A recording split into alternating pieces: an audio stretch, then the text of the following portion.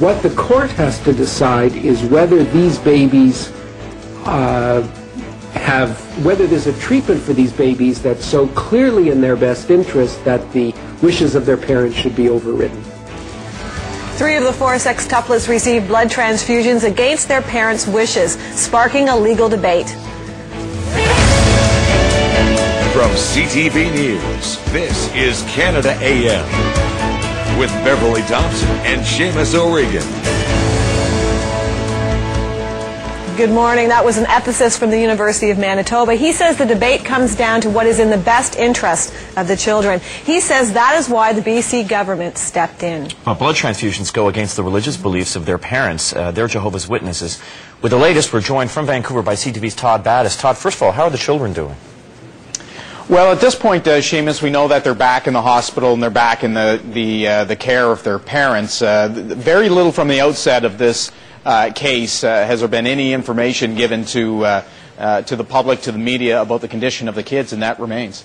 Tell us how this happened. I mean, do they actually come in and seize the children from the parents? What happened?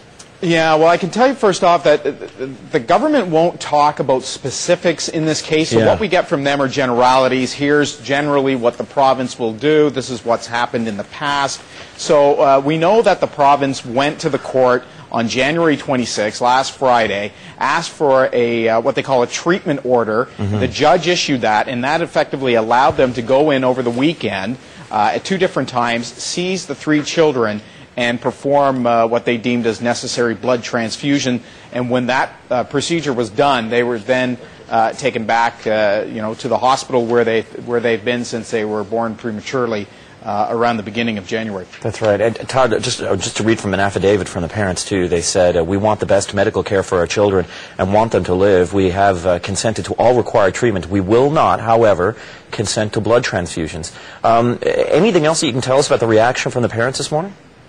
Well, we've been talking to their lawyer, Shane Brady, who has took that application, that affidavit rather, and took it to court, and the family will be in court likely in February. You know, he said that the family is, he made a point of this when I spoke to him. He said the parents are not quarreling with the doctors or nurses, that their argument at this point is with the provincial government for seizing them. They said they spoke to doctors and healthcare providers to seek alternative treatments that are very much within the medical mainstream but don't include blood transfusions.